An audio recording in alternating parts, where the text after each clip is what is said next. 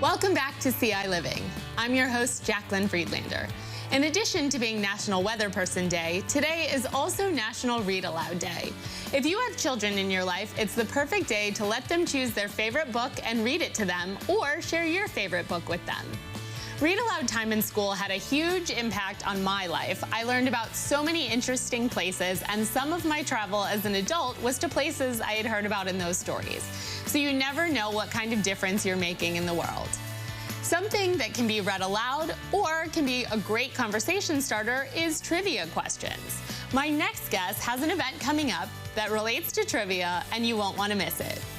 The Champaign County History Museum, located at the historic Cattle Bank, provides interactive exhibits of local history, and they also have monthly history talks and events coming up.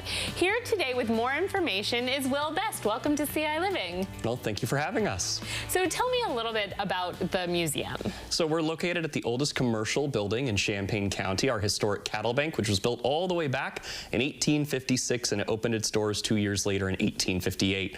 We've now been stewarding and repairing and maintaining that historic property now for about 25 years. We purchased the building in 1999. Oh, wow.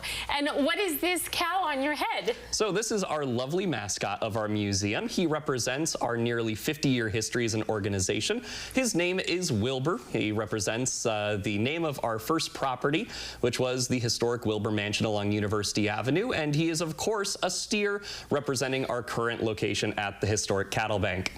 Wonderful. And now tell me a little bit about some of the events that you have coming up. I know you do walking tours and things like that.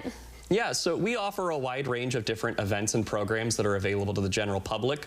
One of those that's currently going on this winter season is our monthly history talks, where we welcome local authors, historians, and community members to tell the stories of our local community that they might not have heard before. For example, the one that we have coming up this month on February 20th is going to be the authors of the 100 Years of Memorial Stadium, Professors Kevin Hinders and Benjamin Bross, who are going to be talking not just about the history of Memorial Stadium, but their research that went into their most recent book that released in time for the centennial last year. Oh, cool.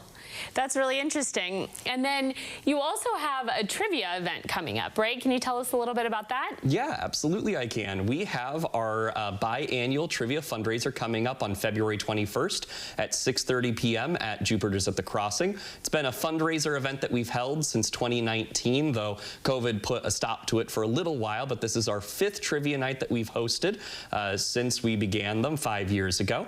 And we've had them be so popular that we've had to do them now 2 years 2 times every single year. And so this one, we're going to be offering 8 rounds of trivia with 8 questions each. That being said, it's not all going to be local trivia, so don't be too worried. 7 of those rounds will be general trivia. I'm most excited because we are partnering with the Next Gen Schools.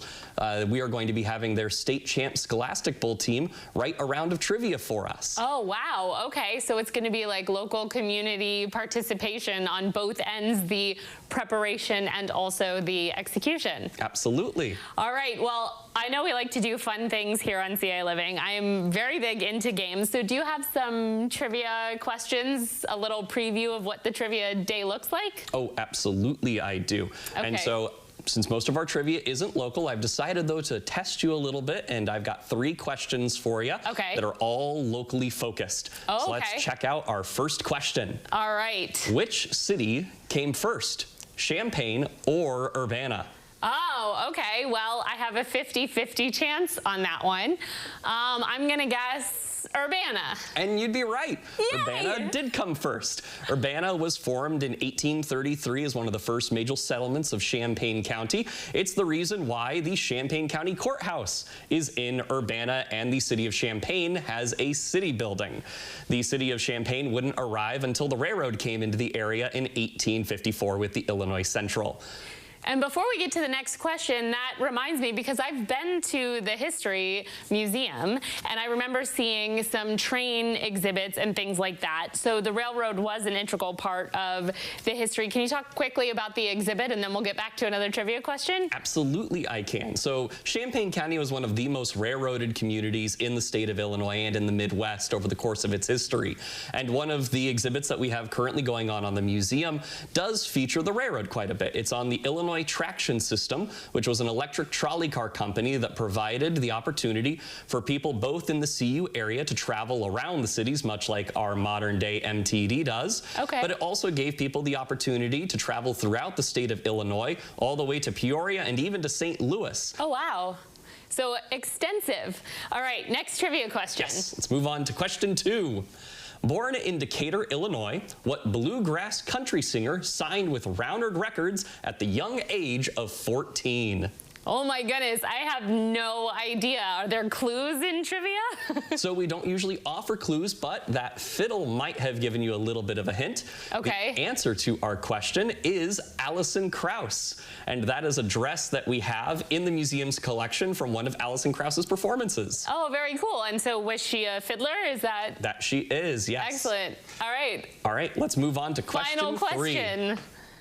What local baseball icon was the youngest member of the 1943 All-American Girls Professional Baseball League? Wow, these really are hard. I have no idea. What's the answer? Well, let's take a look. It's our own Dottie Schroeder from Sodorus.